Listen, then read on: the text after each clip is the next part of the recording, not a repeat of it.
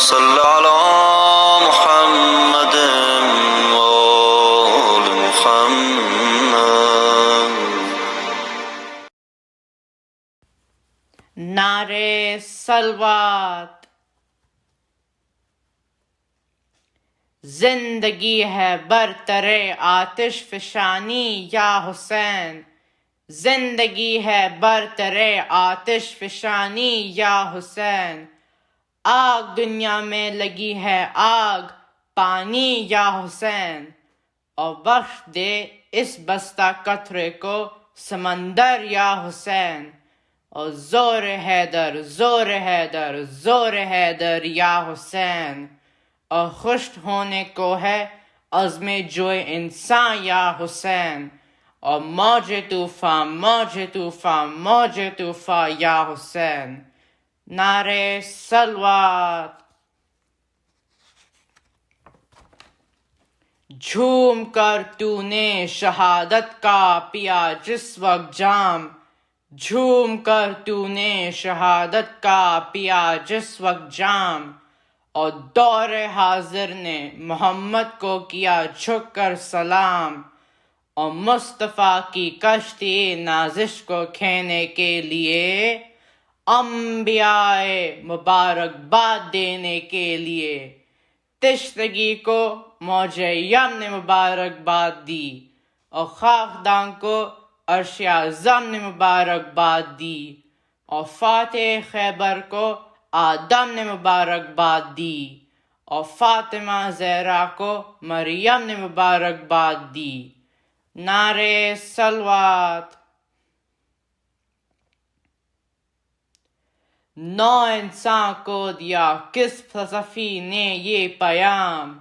نو انسان کو دیا کس فلسفی نے یہ پیام. اور مرد غازی کا کفن ہے خلط عمر تمام، اور نصب کس نے کر دیے مقتل میں حوروں کے خیام. جانتے ہو اس طبیر ذہنی انسانی کا نام،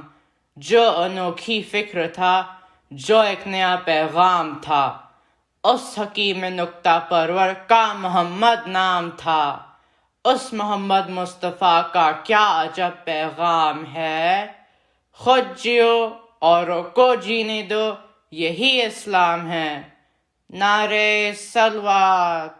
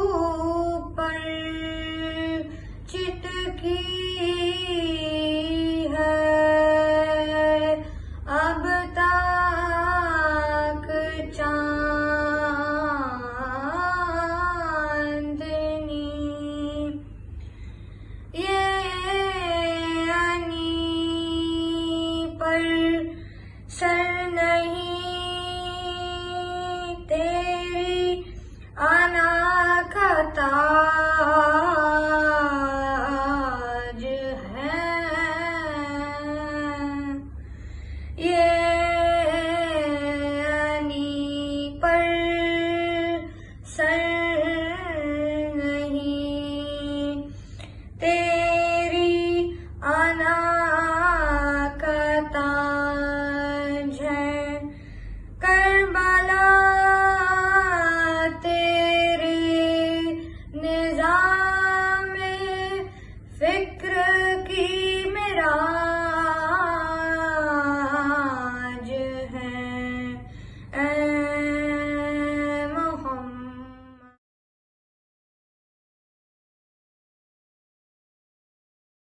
منظر کے کچھ بند ہیں آپ کے سامنے پیش کرنے کی سعادت حاصل کر رہا ہوں. ایک درود بھیج دیجیے محمد والے محمد پر کہ آج میدان میں حسین ابن علی غیظ میں ہیں، فاطمہ غیظ میں ہے، حق ولی غیظ میں ہے، ایسا لگتا ہے 1.25 نبی غیظ میں ہے، اور 60 شبیر کے جتنے ہیں سبھی غیظ میں ہیں. اپنی تلوار سے بازی یہ الٹ دے گا حسین، آج میدان کو جہنم میں الٹ دے گا حسین،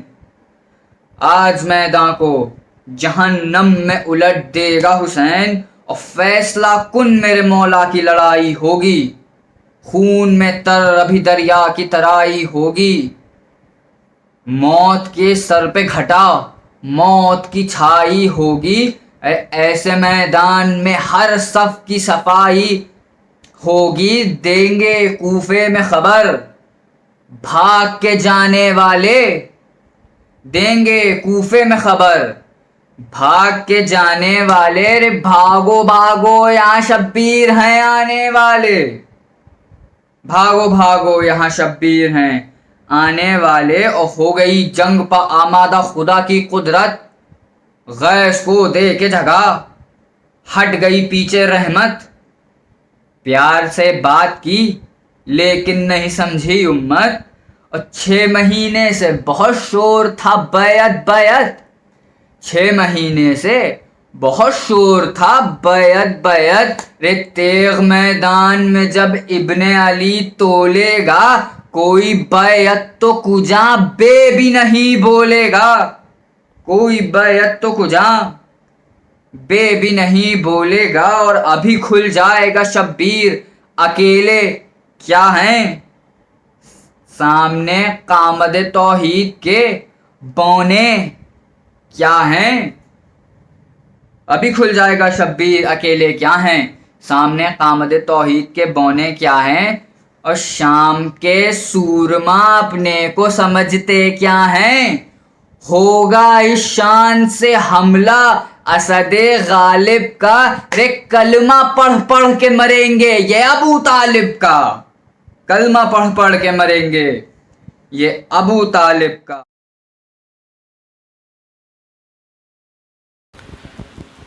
نعرہ صلوات.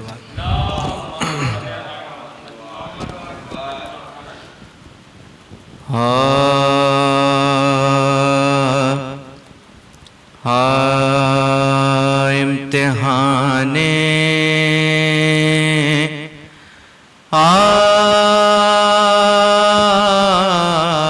عاشقی میں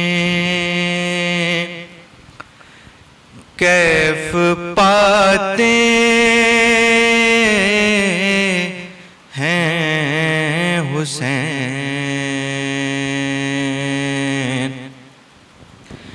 امتحان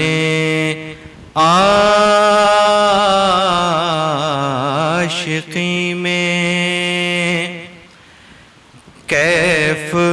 پاتے ہیں حسین. انتہائی مشکلوں میں مسکراتے ہیں حسین، انتہائی مشکلوں میں مسکراتے ہیں حسین. لافتہ الا علی لا سیف اللہ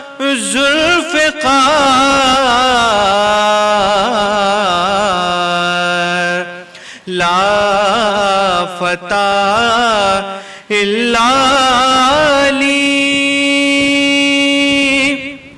لا سیف اللہ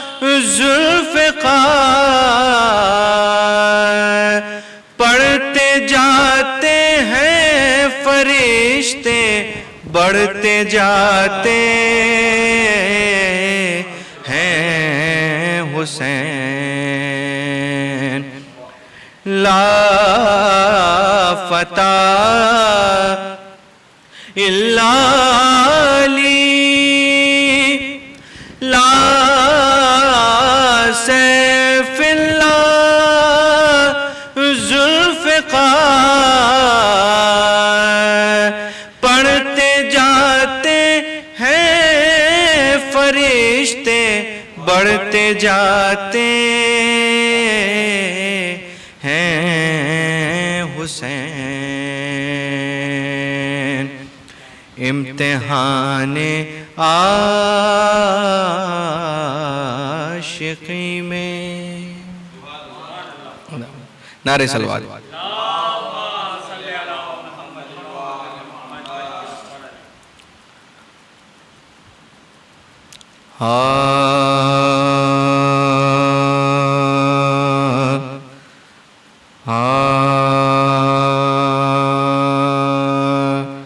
سینے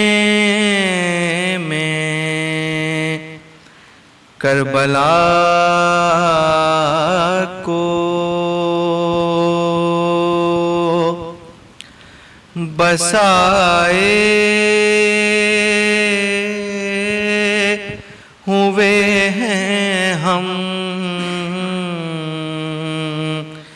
سینے میں کربلا کو بسائے ہوئے ہیں ہم، اشکوں کی کائنات سجائے ہوئے ہیں ہم، اشکوں کی کائنات سجائے ہوئے ہیں ہم، ہمت ہے گئے یزید کی نسلوں میں روک لے، ہمت ہے گئے یزید کی نسلوں میں روک لے، عباس کے علم کو اٹھائے ہوئے ہیں ہم، عباس کے علم کو اٹھائے ہوئے ہیں ہم، سینے میں کربلا کو۔ نعرہ صلوات۔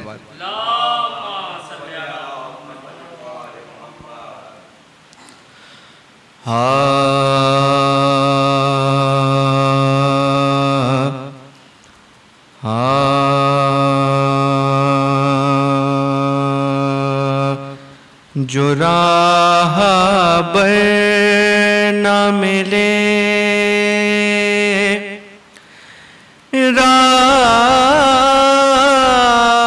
راستہ نہیں ملتا، جو راہ بر نہ ملے راستہ نہیں ملتا، بغیر آل نبی کے خدا نہیں ملتا بغیر آل نبی کے خدا نہیں ملتا علی کی کر لو زیارت جو شوق ہے موسیٰ علی کی کر لو زیارت جو شوق ہے موسیٰ کہ کوہ طور پہ نور خدا نہیں ملتا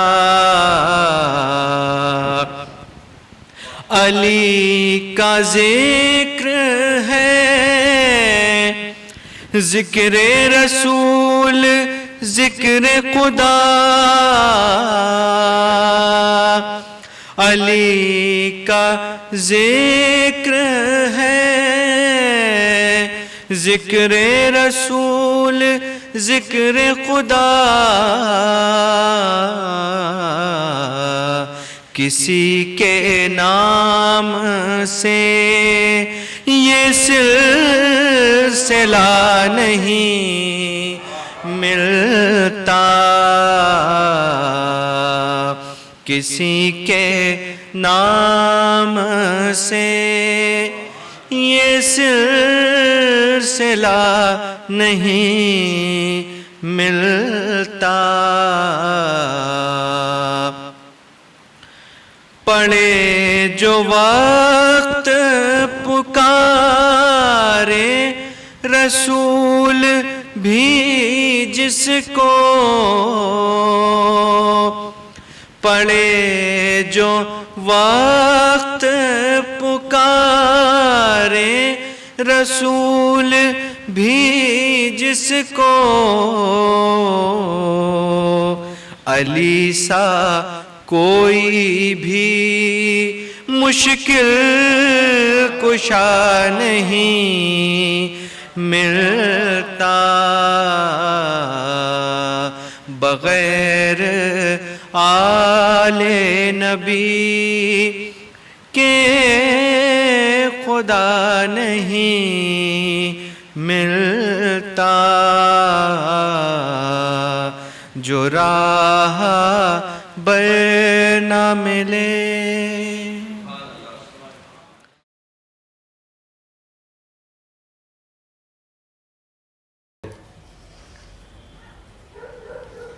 آج صغرا یوں مدینے میں ہے روتی بھر کے نین یہ ہماری ہم سے وہ سنتی تھی آج صغرا یوں مدینے میں ہے روتی بھر کے نین سونے گھر میں کس طرح آئے مجھے آرام چین سونے گھر میں کس طرح آئے مجھے آرام چین ام سلمہ سے لگی کہنے یہ باسد شور و شین کب سفر سے پھر کے آئیں گے میرے بابا حسین کب سفر سے پھر کے آئیں گے میرے بابا حسین اکبر و عباس کیا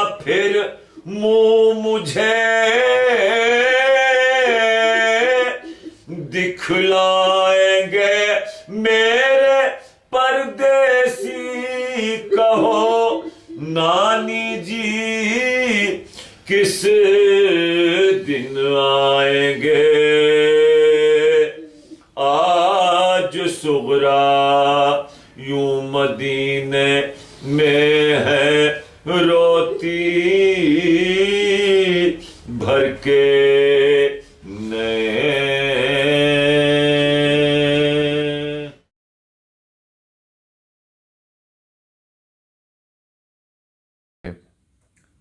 الفت نے تیری لا کے کہاں چھوڑ دیا ہے، الفت نے تیری لا کے کہاں چھوڑ دیا ہے، اشکوں نے جہاں اپنا مکاں چھوڑ دیا ہے، الفت نے تیری لا کے کہاں چھوڑ دیا ہے، اشکوں نے جہاں اپنا مکاں چھوڑ دیا ہے، آجا میرے مولا کہ نہیں تاب بصارت، آجا میرے مولا کہ نہیں تاب بصارت، آنکھوں کے چراغوں نے دھواں چھوڑ دیا ہے، آنکھوں کے چراغوں نے دھواں چھوڑ دیا ہے۔ اور یہیں سے ایک مطلع اور دو شعر اسی حال میں کہ دل سوزاں پہ جیسے دست شبنم رکھ دیا دیکھو، دل سوزاں پہ جیسے دست شبنم رکھ دیا دیکھو، علی کے نام نے زخموں پہ مرہم رکھ دیا دیکھو، علی کے نام نے زخموں پہ مرہم رکھ دیا دیکھو، طلسم شب میری آنکھوں کا دشمن تھا سو مولا نے، طلسم شب میری آنکھوں کا دشمن تھا سو مولا نے، لہو میں ایک چراغ اسم اعظم رکھ دیا دیکھو، مجھے اس طرح نصرت کی نوید آئی کہ دم بھر میں، مجھے اس طرح نصرت کی نوید آئی کہ دم بھر میں، اٹھا کر طاق پر سب دفتر غم رکھ دیا دیکھو، اٹھا کر طاق پر سب دفتر غم رکھ دیا دیکھو۔ یہاں سے ایک مطلع اور چند اشعار عرفان صدیقی کے ملاحظہ فرمائے کہ سراب دشت تجھے آزمانے والا کون، سراب دشت تجھے آزمانے والا کون، بتائیے اپنے لہو میں نہانے والا کون، بتائیے اپنے لہو میں نہانے والا کون، سواد شام یہ شہزادگان صبح کہاں، سواد شام یہ شہزادگان صبح کہاں، سیاہ شب میں یہ سورج اگانے والا کون، سیاہ شب میں یہ سورج اگانے والا کون، یہ کون راستہ روکے ہوئے کھڑا تھا ابھی، یہ کون راستہ روکے ہوئے کھڑا تھا ابھی، اور اب یہ راہ کے پتھر ہٹانے والا کون، اور اب یہ راہ کے پتھر ہٹانے والا کون، یہ کون ہے کہ جو تنہائی پر بھی راضی ہے، یہ کون ہے کہ جو تنہائی پر بھی راضی ہے، یہ قتل گاہ سے واپس نہ جانے والا کون، یہ قتل گاہ سے واپس نہ جانے والا کون، بدن کے نخرئی ٹکڑے لہو کی اشرفیاں، بدن کے نخرئی ٹکڑے لہو کی اشرفیاں، ادھر سے گزرا ہے ایسے خزانے والا کون، ادھر سے گزرا ہے ایسے خزانے والا کون۔ آپ سب سے گزارش ہے کہ ایک سورہ فاتحہ مرحوم کے ایصال ثواب کے لیے پڑھ کے بخش دیں۔ بہت بہت شکریہ، آداب۔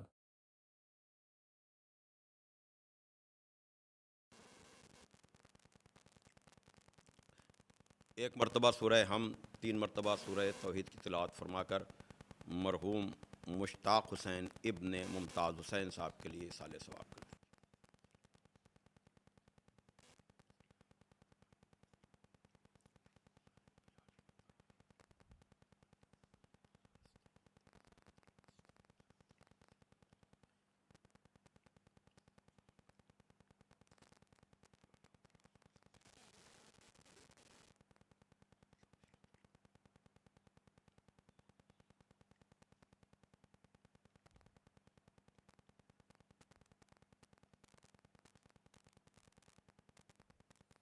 فاتحہ۔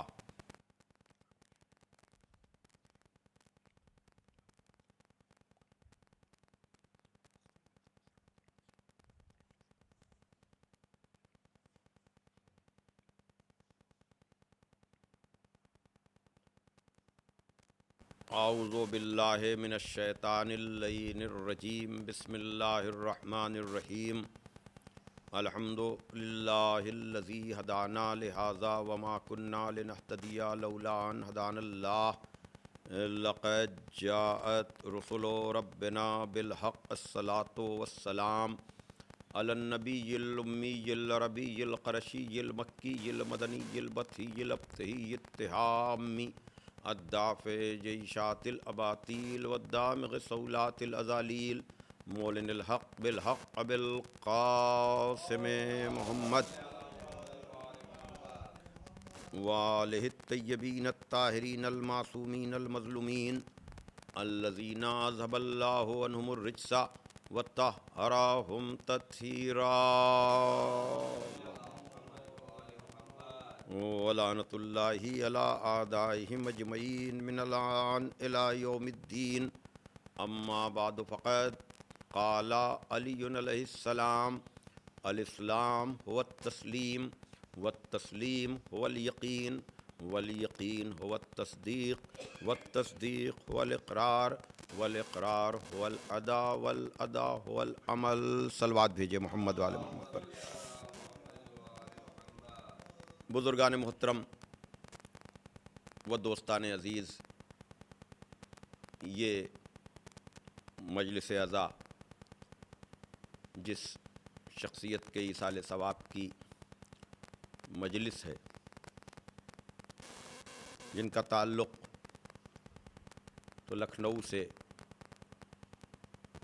لیکن ان کا ننیہال مصطفیٰ آباد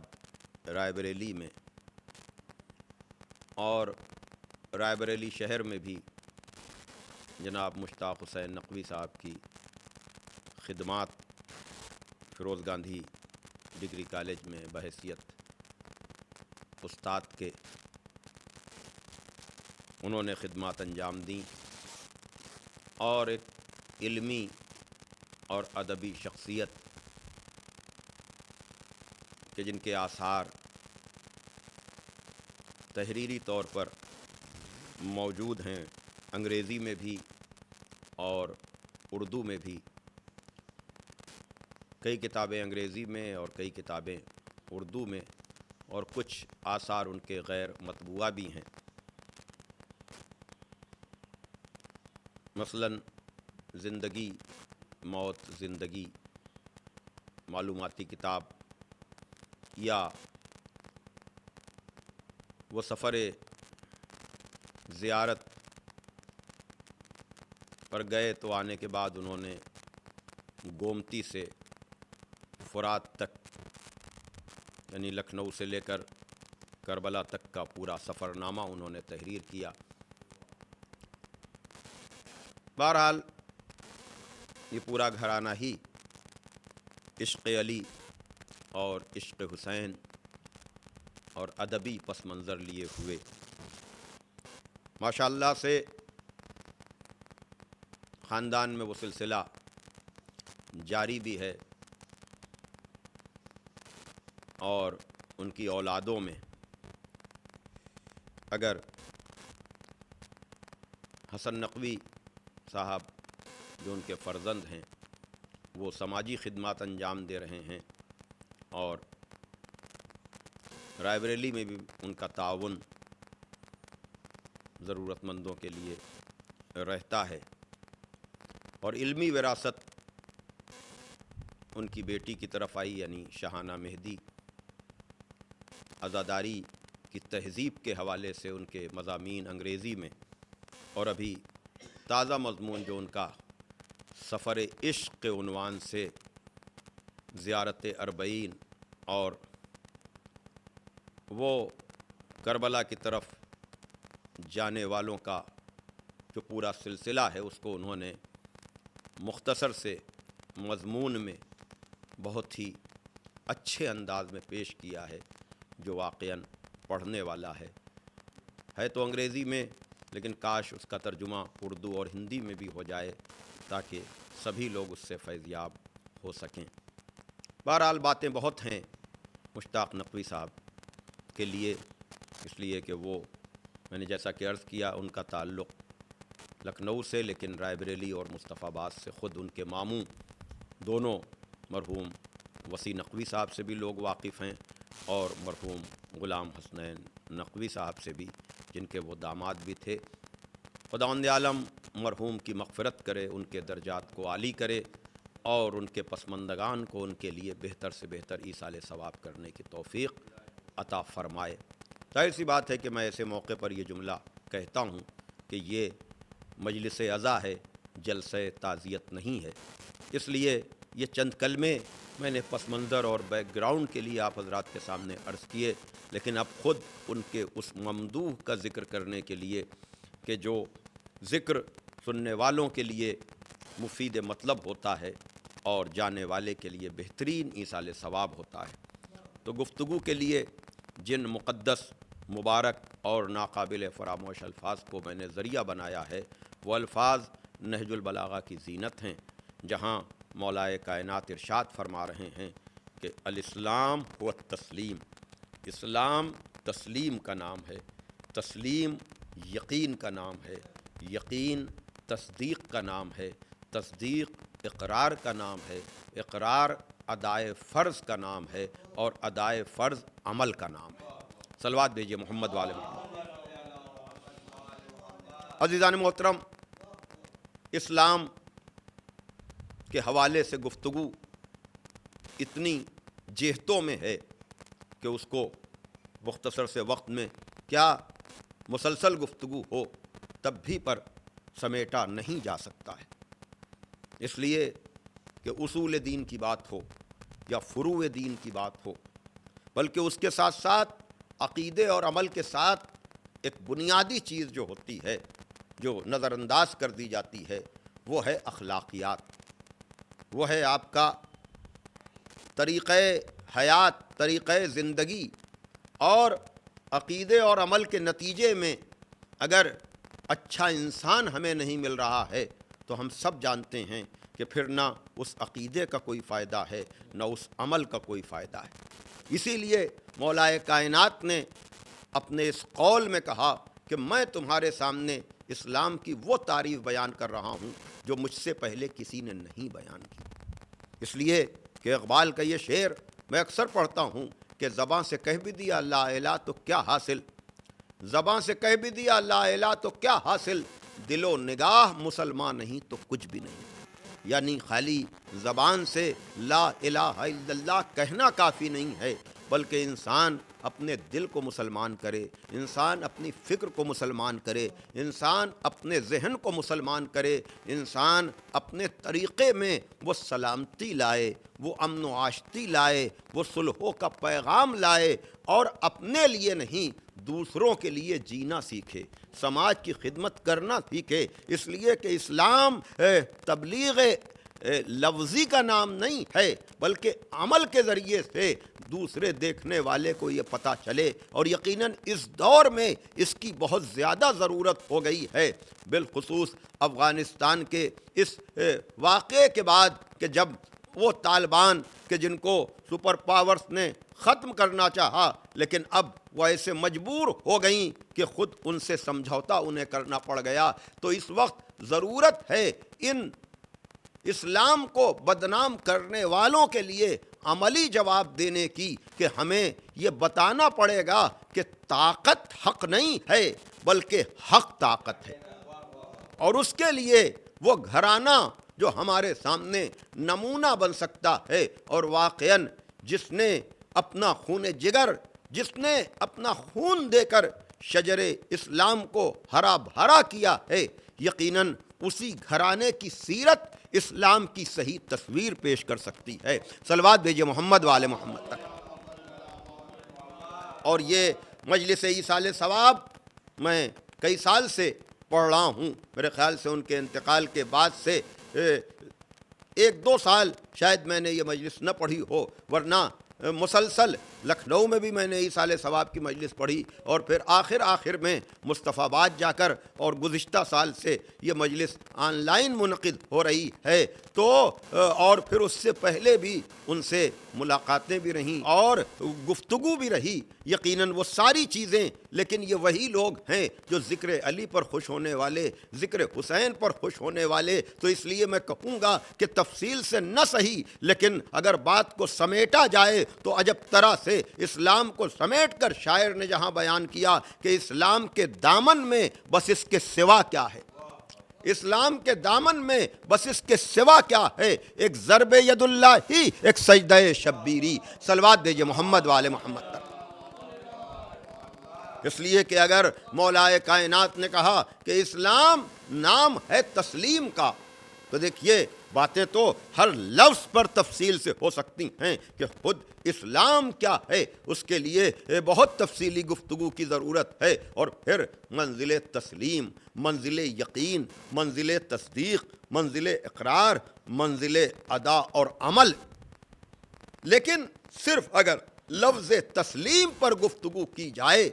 کہ تسلیم یعنی خدا کے سامنے سر تسلیم کو خم کر دینا،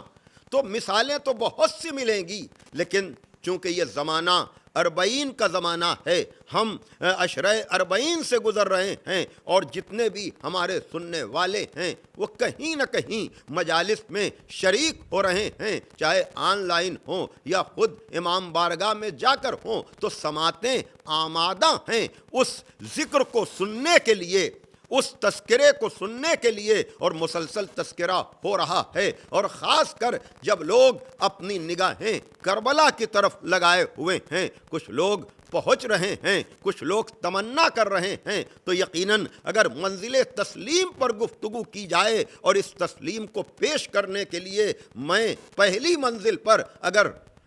جو منزل ہے منزل تسلیم کی، کہ جہاں ایک باپ خواب دیکھتا ہے کہ میں اپنے بیٹے کو ذبح کر رہا ہوں، یہ وہ منزل تسلیم ہے کہ جس کی کوئی نظیر نہ ملے گی، جس کی کوئی مثال نہ ملے گی۔ اور میں اکثر یہ بات کہتا ہوں عزیزان محترم کہ یہ باپ اور بیٹوں کا قربانی کے لیے آمادہ ہو جانا یقیناً حکم خدا پر وہ تسلیم کی منزل ہے جو ایک نمونہ ہے، اور پروردگار نے بھی اس کو بطور حج و عمرہ یادگار بنا دیا ہے۔ یعنی آپ بتائیں کہ آخری نبی کا کلمہ پڑھنے والے 1,24,000 انبیاء کی نبوتوں کا اقرار کرتے ہیں، لیکن شریعت محمدی میں نہ جناب آدم کی کوئی یادگار ہے، نہ جناب نوح کی کوئی یادگار ہے، نہ جناب موسیٰ اور عیسیٰ کی کوئی یادگار ہے، لیکن یہ منزل تسلیم ہی ہے کہ ابراہیم و اسماعیل کے خواب اور اس پر عمل کرنے کی یاد حج و عمرے کی شکل میں مسلمانوں کی اہم ترین عبادت حج کا جز بن گیا۔ صلوات دیجئے محمد وآل محمد کا۔ ظاہر سی بات ہے کہ جن لوگوں نے مجھے پچھلے سال بھی سنا ہے، میں نے پورا عشرہ جناب ابراہیم و اسماعیل اور کربلا کے حوالے سے پڑھا تھا، لیکن اس وقت عزیزان محترم کہ جب لوگ کربلا کی طرف نظریں لگائے ہوئے ہیں، میں چاہوں گا کہ میں اس خواب سے تعبیر تک کا تذکرہ اس مختصر سے وقت میں کروں۔ اور یاد رکھیے گا کہ یقیناً جناب ابراہیم نے جب خواب دیکھا کہ میں اپنے بیٹے کو ذبح کر رہا ہوں، تو یہاں پر عزاداری کے حوالے سے ہونے والے بہت سے سوالات کا جواب خود اس میں چھپا ہوا ہے کہ دیکھیے کس طرح سے باپ نے بیٹے سے کہا کہ یا بنیا انی ارا فی المنام انی اذبحک، میرے لال میں خواب دیکھ رہا ہوں کہ میں تمہیں ذبح کر رہا ہوں، بتاؤ اس سلسلے میں تمہاری کیا رائے ہے؟ آواز آئی ابا تفعل ما تؤمر، اے میرے بابا آپ کو جو حکم ملا ہے آپ اس پر عمل کیجئے۔ اس موقع پر ہمیشہ میں کہتا ہوں عزیزان محترم کہ دیکھیے جناب ابراہیم کو تو اپنے بیٹے سے یہ کہنا چاہیے تھا کہ مجھے بہت شدید حکم ہوا ہے پروردگار کا کہ میں تمہیں ذبح کروں، اس لیے کہ لفظ خواب سے بیٹا کہیں یہ نہ کہہ دے کہ بابا آپ نے خواب ہی تو دیکھا ہے، خواب کا کیا بھروسہ۔ لیکن اگر جناب ابراہیم لفظ خواب باپ کی جگہ لفظ حکم استعمال کرتے تو باپ کی عظمت کا تو پتہ چلتا لیکن بیٹے کے کمال کا پتہ نہ چل پاتا۔ جناب ابراہیم نے لفظ خواب استعمال کیا اور جناب اسماعیل نے اس خواب کو حکم خدا سمجھ کر کہا کہ بابا آپ کو جو حکم ملا ہے آپ اس پر عمل کیجئے، ستجدنی انشاءاللہ من الصابرین، انشاءاللہ آپ مجھے صبر کرنے والوں میں سے پائیں گے۔ صلوات بھیجئے محمد و آل محمد پر۔ تو اگر ایک وہ منزل تسلیم ہے تو دوسری طرف ہم دیکھتے ہیں کہ وہ اسی خاندان میں منتقل ہوتی ہوئی منزل تسلیم آ رہی ہے اس طرح سے کہ جب پیغمبر کو مکے والوں نے برداشت نہیں کیا، حالانکہ کل تک صادق بھی کہتے تھے، امین بھی کہتے تھے، ہاں عزیزان محترم مذہبی تعصب کا شکوہ ہمیشہ ہم کرتے رہتے ہیں، اور یقیناً اگر مذہب عدل و انصاف کی بنیاد پر نہیں ہے جو واقعاً مذہب کا حقیقی مقصد ہی یہ ہے، آپ قرآن کی آیتوں کو اٹھا کر دیکھیں کہ جہاں یہی کہا جا رہا ہے کہ تم قیام کرو اللہ کے لیے اور گواہی دو عدالت کے ساتھ، کبھی یہ کہا جاتا ہے گواہی دو عدالت کے ساتھ اور قیام کرو اللہ کے لیے، یعنی ہر جگہ آپ کو عدل و انصاف کی گفتگو ملے گی۔ تو اگر کسی کو بھی اپنی حکومتوں کے لیے، اس لیے کہ پیغمبر اسلام نے واضح طور پر کہا کہ اگر غیر مسلم ہے لیکن عادل ہے تو اس کی حکومت کی تو ضمانت لی جا سکتی ہے، لیکن ہوا کرے مسلمان لیکن اگر اس کی حکومت کی بنیاد ظلم کے اوپر ہے تو اس کی بقا یا اس کے باقی رہنے کی کوئی ضمانت نہیں ہو سکتی ہے۔ صلوات بھیجئے محمد و آل محمد پر۔ نوشیروان عادل کو اس کے عدل کی وجہ سے یاد کیا جاتا ہے، تو اگر غیروں کو عدل کی وجہ سے یاد کیا جاتا ہے تو مسلمان بھی، اور یقیناً وہ سارے لوگ اسلام کی بدنامی کا سبب بنتے ہیں کہ جو حکومت میں آنے کے بعد اپنی رعایا پر، اپنے افراد پر ظلم کرتے ہیں۔ لیکن ان کے لیے میں کہوں گا کہ اگر اسلام حقیقی کو سمجھنا ہے تو ظالم بادشاہوں کے کردار سے نہیں بلکہ محمد وآل محمد علیہم الصلاۃ والسلام کے کردار سے سمجھو، تب تمہیں اندازہ لگے گا کہ وہ جس کے اوپر الزام لگتا ہے کہ وہ جنگوں میں نظر آتا تھا تو جنگوں میں بعد میں وہ نظر آیا ہے، پہلے مکے کی زندگی اگر دیکھ لی جائے کہ یہی کفار تھے، یہی مکے کے رہنے والے تھے جو صادق بھی کہتے تھے، امین بھی کہتے تھے، اپنی امانتیں پیغمبر اسلام کے پاس رکھواتے بھی تھے، لیکن جیسے ہی اس صادق اور امین کی زبان پہ لا الہ الا اللہ آیا ویسے ہی صادق و امین کہنے والے دشمن بن گئے۔ یعنی یہ بھی بات سمجھ میں آتی ہے کہ کبھی کبھی اچھے انسانوں کے ساتھ اس کے دین کی بنیاد پر ظلم ہوتا ہے، اور یہ ہر جگہ لوگوں کو سمجھنا چاہیے کہ عقیدہ کسی کا کیا ہے، دین کسی کا کیا ہے، اس بنیاد پر اس کو نہ پرکھو بلکہ دیکھنا ہے تو اس کے کردار کے حوالے سے دیکھو، اور یہ دیکھو کہ وہ سماج کے لیے کتنا فائدہ مند ہے۔ صلوات بھیجئے محمد و آل محمد پر۔ تو آپ اگر دیکھیں عزیزان محترم تو آپ کو اندازہ لگے گا کہ جہاں پر پیغمبر اسلام نے جب یہ دیکھا کہ اب ہم مکے میں رہیں گے تو فتنہ و فساد ہوگا یا ہمارے دشمنوں نے ایکا کر لیا ہے، تو اب اس کو بلایا جو کمال تسلیم کی منزل پر تھا، اس کو بلایا کہ جس نے ہر جگہ حکم خدا اور حکم رسول پر عمل کر کے حقیقی اسلام کی تصویر پیش کی۔ ایک مرتبہ پیغمبر نے کہا کہ یا علی، خدا نے کہا ہے کہ ہم مکے سے ہجرت کر جائیں اور تم میرے بستر پر سو جاؤ۔ تو اگر وہ منزل تسلیم تھی کہ اسماعیل ابراہیم کے خواب پر حکم خدا سمجھ کر عمل کرنے کے لیے، تو یہاں مولائے کائنات بھی اس منزل تسلیم پر ہیں کہ جیسے ہی پیغمبر نے کہا کہ یا علی حکم خدا ہوا ہے کہ میں ہجرت کر جاؤں اور تم میرے بستر پر سو جاؤ، تو یہ کمال تسلیم پر فائز شخص یہ نہیں کہتا ہے کہ یا رسول اللہ اگر میں سو جاؤں گا تو میری نمازوں کا کیا ہوگا، میری عبادتوں کا کیا ہوگا۔ اس لیے علی جانتے ہیں کہ ایکشن کا نام عبادت نہیں ہے بلکہ حکم خدا و رسول پر سر تسلیم خم کرنے کا نام عبادت ہے۔ صلوات بھیجئے محمد و آل محمد پر۔ توجہ فرمائیے گا۔ تو بہرحال یہ دونوں مرحلے اپنی جگہ پر ہیں کہ جو جناب ابراہیم و اسماعیل سے شروع ہو کر مولائے کائنات تک، اور مولائے کائنات ہی تک کیا، اگر جذبہ قربانی کو دیکھنا ہے تو جناب ابو طالب کے جذبہ قربانی کو بھی دیکھا جا سکتا ہے کہ جہاں راتوں کو جاگ جاگ کر شیب ابی طالب میں پیغمبر اسلام کا بستر بدلتے ہیں تاکہ ہمارے بیٹے قربان ہو جائیں، یہ یتیم قربان نہ ہو، یہ خدا کا نمائندہ قربان نہ ہو۔ ہاں عزیزان محترم، لیکن یہ ساری چیزیں خواب رہ جاتی، تصور رہ جاتی جناب ابراہیم سے لے کر مولائے کائنات تک، اس لیے کہ اسماعیل بھی بچے ہیں اور مولائے کائنات بھی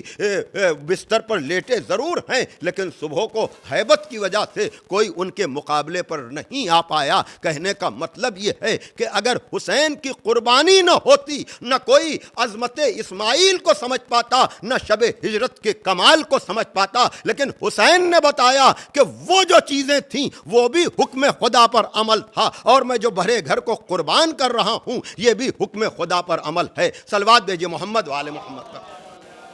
جہاں عجب طرح سے میر تقی میر نے کہا کہ زیر شمشیر ستم میر تڑپنا کیسا، زیر شمشیر ستم میر تڑپنا کیسا، سر بھی تسلیم محبت میں ہلایا نہ گیا۔ اللہ اکبر۔ آپ اندازہ کر رہے ہیں کہ جہاں پر آپ دیکھیے کہ امام حسین کے علاوہ کون اس شعر کا مصداق بن سکتا ہے، اس لیے کہ یقیناً اسماعیل نے چھری کے نیچے اس گردن رکھی ضرور جناب ابراہیم نے جناب اسماعیل کی، لیکن اسماعیل بچ گئے، جس کی یاد مسلمان بقرعید کی شکل میں مناتا ہے، اور ہم ہجرت میں لیلۃ المبیت کے نام سے بڑے فخر سے کہتے ہیں۔ کیا کہنا اس علی کے منزل تسلیم کا کہ جہاں پروردگار عالم بزم ملائکہ میں فخر کر رہا ہے کہ جاؤ ذرا زمین پر جا کر دیکھو، ایک بھائی اپنے بھائی پر جان قربان کرنے میں فخر محسوس کر رہا ہے، لیکن کربلا میں جب آپ آئیں گے تو خدا کی قسم یقیناً تسلیم اور عشق کی منزل میں جناب ابراہیم کا بہت بڑا نام ہے، اس لیے کہ یہ جناب ابراہیم ہی تو ہیں جو خدا کے لیے آگ میں جانے کو تیار ہو رہے ہیں، یہ جناب ابراہیم ہی تو ہیں جو پروردگار کے لیے بیٹے کی گردن پر چھری رکھنے کو تیار ہو رہے ہیں۔ جب ہی تو علامہ اقبال نے کہا کہ بے خطر کود پڑا آتش نمرود میں عشق، بے خطر کود پڑا آتش نمرود میں عشق، عقل ہے محو تماشے، عقل ہے محو تماشائے لبے بام ابھی، یعنی انہوں نے یہ کہا کہ عقل جہاں سوچتی ہے عشق وہاں کر گزرتا ہے۔ حالانکہ علامہ رشید ترابی مرحوم نے علامہ اقبال کے ایک شعر کو سامنے رکھ کر یہ بات کہی کہ یہ اقبال کی غلط فہمی ہے کہ انہوں نے کربلا کی جنگ کو عقل و عشق کی جنگ قرار دیا، حالانکہ قرآن مسلسل تعقل کی دعوت دیتا ہے، غور و فکر کی دعوت دیتا ہے۔ تو یہ علامہ رشید ترابی مرحوم کی اپنی فکر تھی کہ وہ مسلسل علامہ اقبال کو کوٹ ضرور کرتے تھے، لیکن جب عشق و عقل کی بات آئی تو انہوں نے کہا اقبال کو سمجھنے میں غلطی ہوئی ہے، کربلا کی جنگ عقل و عشق کی جنگ نہیں تھی بلکہ عقل و جہل کی جنگ تھی۔ صلوات بھیجئے محمد و آل محمد پر۔ لیکن اگر عشق ہی کو سامنے رکھا جائے تو اگر منزل تسلیم پر جناب ابراہیم اس طرح سے ہیں کہ بے خطر کود پڑا آتش نمرود میں عشق، اللہ اکبر، یقیناً یہ جناب ابراہیم کا خدا پر اعتبار تھا کہ جب آگ میں ڈالے گئے ہیں اور جبریل آئے ہیں کہ اے خلیل خدا کہ آپ کو مدد کی ضرورت ہے، کہا ہے تو مگر تم سے نہیں۔ دیکھ رہے ہیں آپ عزیزان محترم، اور یقیناً یہی وہ منزل ہے کہ جہاں پر اقبال کے اس شعر کو سامنے رکھ کر جوش ملیح آبادی نے عجب طرح سے کہا کہ فروغ داغ جگر مہر و ماہ پا نہ سکے، فروغ داغ جگر مہر و ماہ پا نہ سکے، وہ عشق ہی نہیں کونین پر جو چھا نہ سکے۔ اللہ اکبر۔ اس لیے کہ جناب ابراہیم و اسماعیل کی قربانی کو خالی مسلمان بقرعید میں یاد کرتے ہیں، اور کیا کہنا حسین کا، حسین کی کربلا کا کہ سب کی نگاہیں، میں نے کہا نا کہ جائیے دیکھیے بگڑے ہوئے حالات میں بھی گزشتہ سال بھی 40 کے موقع پر اتنا بڑا مجمع اور دنیا کے مختلف حصوں سے کسی بات کا خیال نہ کرتے ہوئے لوگ جمع ہوئے اور چیلنج کیا گیا کہ جہاں مرض پھیل رہا ہے وہاں اتنے بڑے مجمع کے جمع ہونے کے بعد یقیناً یہ عشق کا اثر ہے جو ہمیشہ نظر آتا ہے کہ فروغ داغ جگر مہر و ماں پا نہ سکے، وہ عشق ہی نہیں کونین پر جو چھا نہ سکے۔ خلیل نے بھی نہ پایا عروج عزم حسین، خلیل نے بھی نہ پایا عروج عزم حسین، ارے بنایا کعبہ کربلا بنا نہ سکے۔ صلوات بھیجے محمد و آل محمد پر۔ ہاں عزیزان محترم، یقیناً ہم سب اس انداز سے حسین ابن علی کو یاد کر رہے ہیں، اور صدام کے بعد کے عراق نے عجب طرح کا ایک پیغام دیا ہے سفر عشق کرنے والوں کے لیے، حسین ابن علی کے محبوں کے لیے، حسین ابن علی کے عزاداروں کے لیے۔ یقیناً ہم ایک طرف اگر اس عشرے میں ان شہدائے کربلا کو یاد کر رہے ہیں، ان کے چہلم کے حوالے سے گفتگو کر رہے ہیں، تو 17 صفر ہمیں امام رضا علیہ السلام کی شہادت کی یاد دلاتی ہے۔ وہ امام رضا جن کا روضہ مشہد مقدس میں ہے۔ یقیناً اور بھی معصومین کی شہادت کی تاریخوں کی طرح سے امام رضا کی تاریخ شہادت میں اختلاف ہے، لیکن 23 ذیقعت کو بھی ہم ان کی یاد مناتے ہیں، 17 صفر کو بھی ان کی یاد مناتے ہیں۔ ہاں عزیزان محترم، یقیناً اس امام نے بھی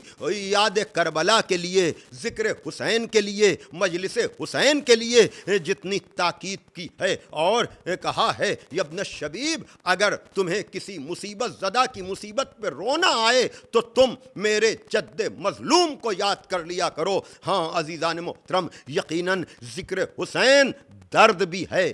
دوا بھی ہے، درد ہے اپنے لیے تو دوا ہے غیروں کے لیے۔ ہم ایصال ثواب کی مجلس میں بنام حسین لوگوں کو بلاتے ہیں، اور یہ ذکر حسین کا فیض ہے کہ بلایا جاتا ہے حسین کے نام پر۔ ذکر توحید بھی ہے، ذکر عدالت بھی ہے، ذکر نبوت بھی ہے، ذکر امامت بھی ہے، ذکر قیامت بھی ہے، اصول دین پہ بھی گفتگو ہے، فروع دین پر بھی گفتگو ہے، سماجیات پر بھی ہے، عمرانیات پر بھی ہے، اقتصادیات پر بھی ہے، یعنی فیض حسین مسلسل جاری ہے۔ بقول علامہ رشید ترابی مرحوم، جو انہوں نے رزق کے ذیل میں گفتگو کی، انہوں نے کیا کہنا، حسین ابن علی نے کس کس کو حسین کے ذریعے سے رزق مل رہا ہے؟ ادب کو رزق ملا، مذہب کو رزق ملا، جسم کو رزق ملا، روح کو رزق ملا۔ یہ حسین ابن علی کا فیض ہے جو جاری ہے۔ اور یاد رکھیے گا، عزاداری کے 2 بنیادی جز ہیں، ایک ہے گریہ بر حسین، دوسرے ہے زیارت قبر حسین۔ ایک ہے گریہ بر حسین، دوسرے ہے زیارت قبر حسین، اور یہی وہ 2 چیزیں ہیں جو معصومین نے ہم سے طلب کی ہیں، اور گریہ بر حسین ہی کی وجہ سے عزاداری کی چیزوں میں وسعت ہوتی چلی جاتی ہے۔ کیوں؟ اس لیے کہ عجب طرح سے، عجب انداز سے منظر بھوپالی نے کہا کہ روز روزہ شہپا کیسے حاضری ہوتی، روز روزہ شہپا کیسے حاضری ہوتی، حسرت زیارت نے تعزیہ بنا ڈالا۔ ظاہر سی بات ہے کہ وہ خوش نصیب لوگ ہیں جو کربلا پہنچ جاتے ہیں، لیکن دور سے رہنے والے شاید اسی لیے نوابین اودھ نے لکھنؤ میں اماموں کی روزوں کی شبیہیں بنا دیں، تاکہ اگر کوئی اپنے افلاس یا حالات کی وجہ سے عراق نہ جا سکے، ایران نہ جا سکے اور مدینے نہ جا سکے تو یہاں ان شبیہوں کی زیارت کر لے۔ یہ سب عشق کی منزلیں ہیں عزیزان محترم، یہ سب محبت اور تسلیم کی منزلیں ہیں جو آپ کو عزاداری کے مختلف اجزاء کی شکل میں نظر آئیں گی۔ لیکن علماء نے یہی کہا کہ جو بھی چیز گریہ بر حسین کا سبب بنے، یقیناً وہ عزاداری کا جز ہے، چاہے وہ علم ہو، چاہے وہ تعزیہ ہو، چاہے وہ تابوت ہو۔ اس لیے کہ ہم یہی کہتے ہیں نا کہ سب کو تو دفن کیا جاتا ہے، لیکن حسین ابن علی اور ان کے اصحاب کے لاشیں 3 دن تک بے گورو کفن پڑے رہے تو وہ حسرتیں ہیں جو تابوت کی شکل میں نکلتی ہیں، علم کی شکل میں نکلتی ہیں، ذوالجناح کی شکل میں نکلتی ہیں، اور اس عشق کو یاد کرنے کا اور اظہار عشق کا ذریعہ بن جاتی ہیں۔ لیکن آج میں آپ کے سامنے خالی گریہ بر حسین نہیں بلکہ کربلا کی طرف اس سفر عشق کا تذکرہ کرنا چاہوں گا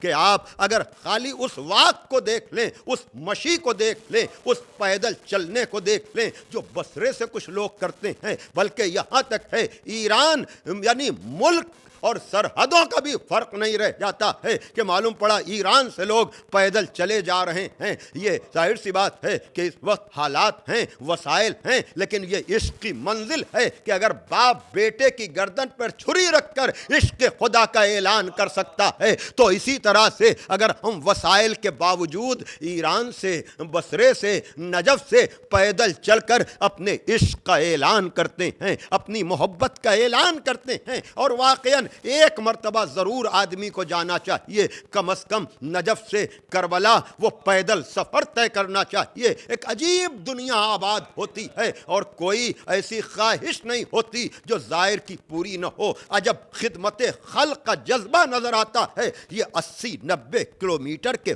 فاصلے پر بلا کسی فاصلے کے آپ کو ضرورت کی ہر چیز وہاں مل جاتی ہے اور جذبہ خدمت آپ کو نظر آتا ہے۔ صلوات دیجئے محمد وآل محمد پر۔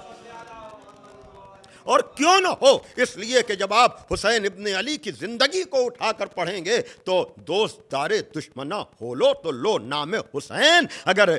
جوش کہہ رہے ہیں تو یقیناً ان کے سامنے حسین ابن علی کی وہ ساری منزلیں ہیں کہ جب لشکر حر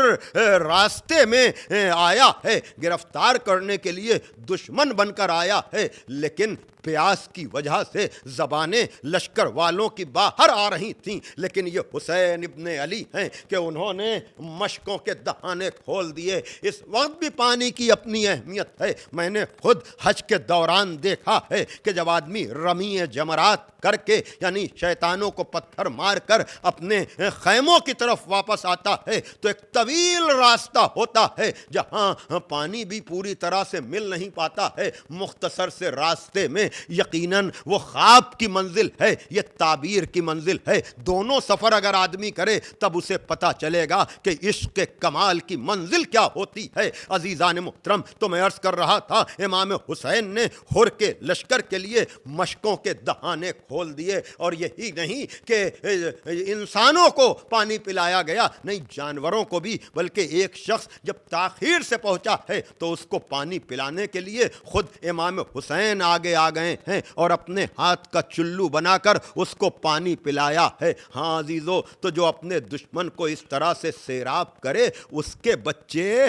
بچے کربلا میں پیاسے ہوں۔ اللہ اکبر۔ ہاں عزیزو، حسین کے لیے آسان نہیں تھا علی اصغر کے لیے سوال آب کرنا، لیکن میں ہمیشہ کہتا ہوں یہ سوال آب نہ تھا، یہ حجت تمام ہو رہی تھی۔ ہاں عزیزان محترم، خوشا نصیب ان کا کہ جو کربلا پہنچ چکے ہیں یا پہنچنے والے ہیں، لیکن آپ بھی محروم نہ ہوں۔ یہ گھرانہ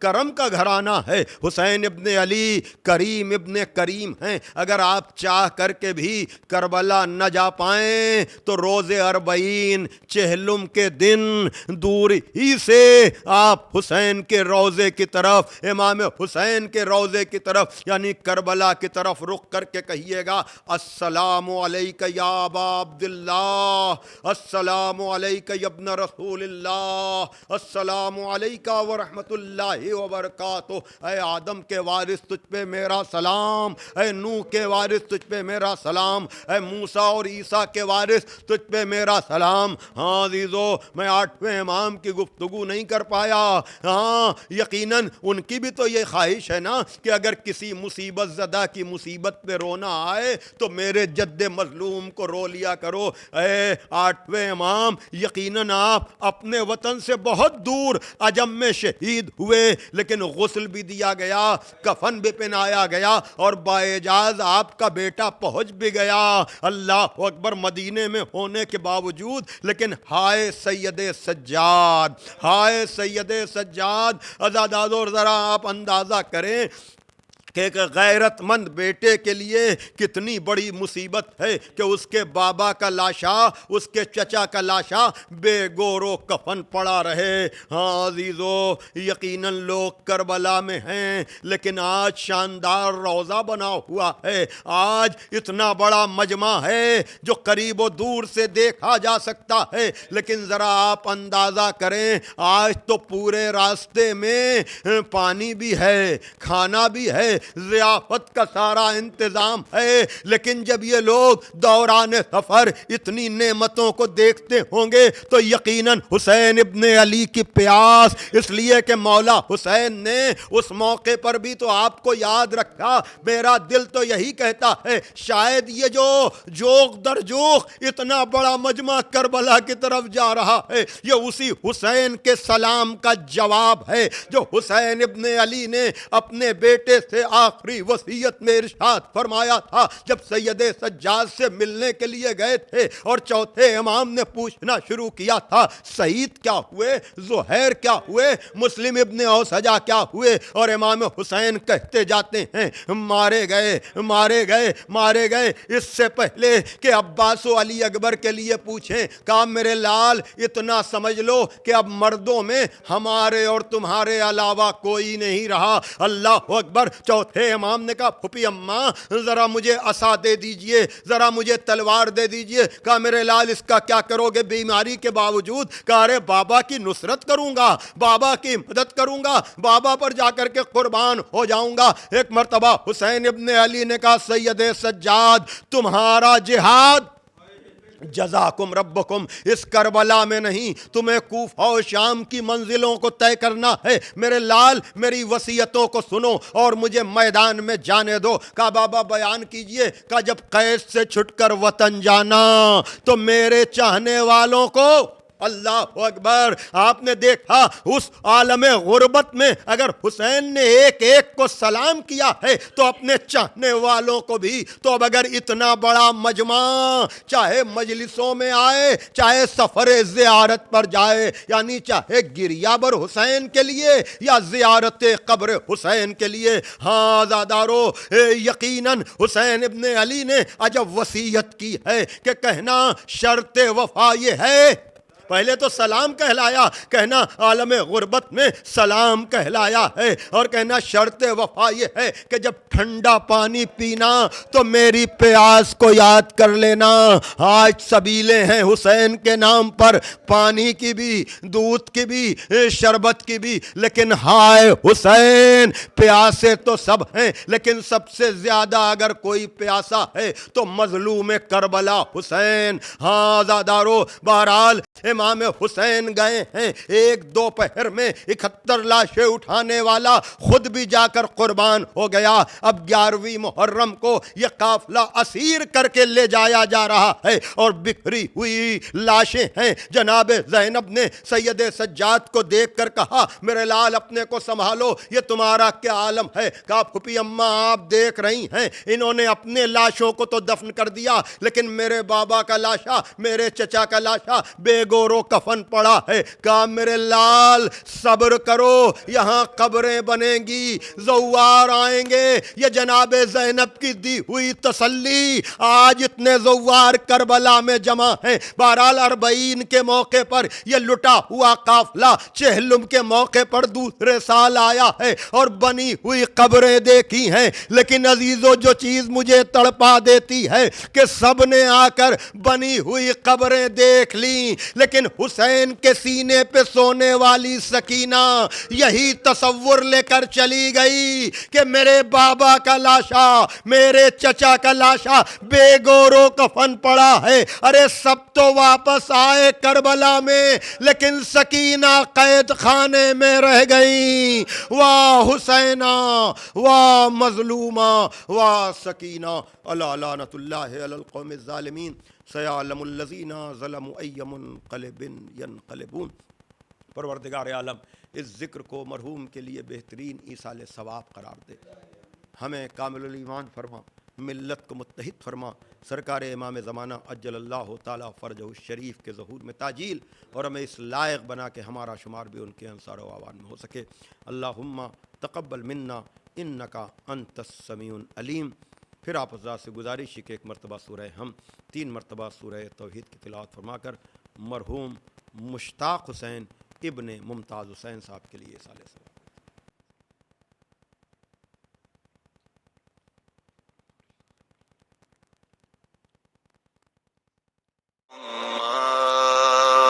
صل على